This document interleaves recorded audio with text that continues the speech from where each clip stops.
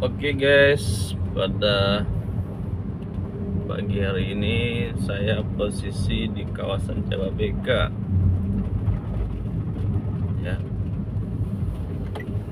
Nah, jadi ini saya barusan dari Lipo ya, dan ini adanya posisi di Jababeka.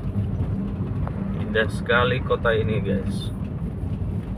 Wow, jalannya juga lebar-lebar, enak, bagus ya. Mungkin teman-teman yang belum pernah main ke sini bolehlah main dulu ya. Soalnya panjang pinggir jalan itu nggak ada mobil-mobil, yang jarang ada mobil parkir. Ini saya udah di Tropicana Resident gitu. Jadi kita jalan-jalan dulu pagi ini ya kan, cuci mata, atau ada yang jadi duit kan.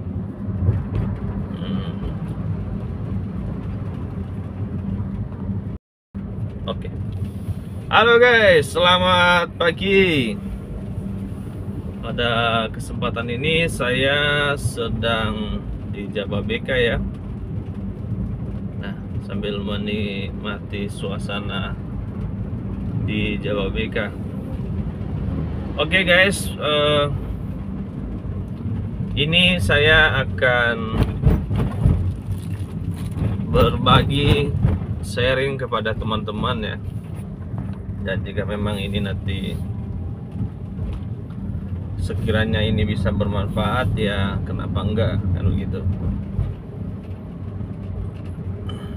Oke guys, nah, di video saya sebelumnya ada salah satu video saya yang menarik komentarnya ya.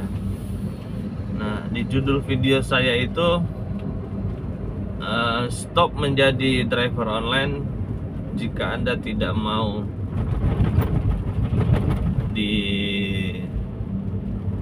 dirugikan, orangnya begitu. Nah, ada salah satu komentar dari penonton ya, dari netizen, saya tidak perlu sebutkan namanya. Katanya begini, kerja online itu tidak bersyukur ya, dibandingkan dengan taksi, malu. Nah, jadi gini, yang saya bahas di video saya itu sebelumnya itu perihal tentang mekanisme pembagian argo. Nah, kalau aplikator di sini kan nggak kerja, ya kan? Nah, kalau kita bicara masalah bersyukur itu, sebenarnya menurut saya itu teori. Kenapa saya katakan itu teori? Teori ya, itu kan hanya sebuah kalimat yang mengajak semua pendengar atau pembacanya itu supaya bersabar, ya kan? Hanya sebuah kalimat yang saya katakan itu adalah teori yang tidak melihat daripada kondisi ya. Nah, jadi katanya begini,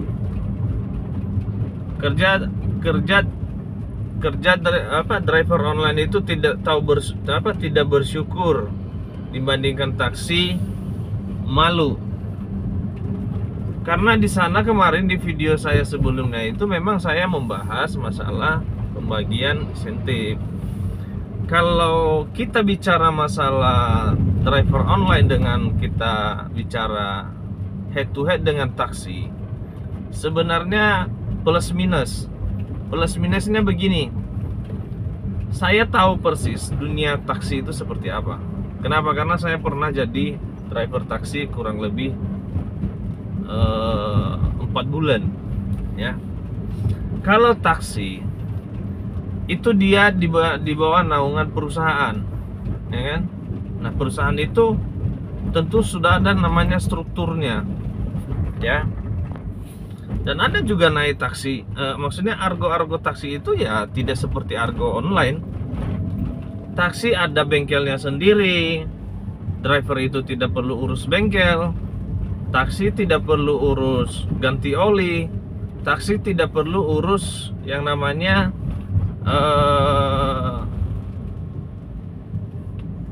contoh mobilnya laka, ya kan? Tidak perlu. Dia sudah punya manajemen risiko tersendiri. Nah, kalau driver online, ya itu kan dia tidak punya manajemen risiko. Maksudnya tidak ada yang bertanggung jawab selain dia sendiri. Terus dia ambil dari mana? Kalau memang hanya selain daripada mengharapkan aplikasi, penghasilan dari aplikasi kan? Nah, makanya di sini kalau head to head dengan taksi sama driver online, ya menurut saya salah, ya. Taksi argo di atas udah ada standarnya, mungkin lebih mahal daripada online. Benar, emang operasionalnya mahal. Yang kedua, dia punya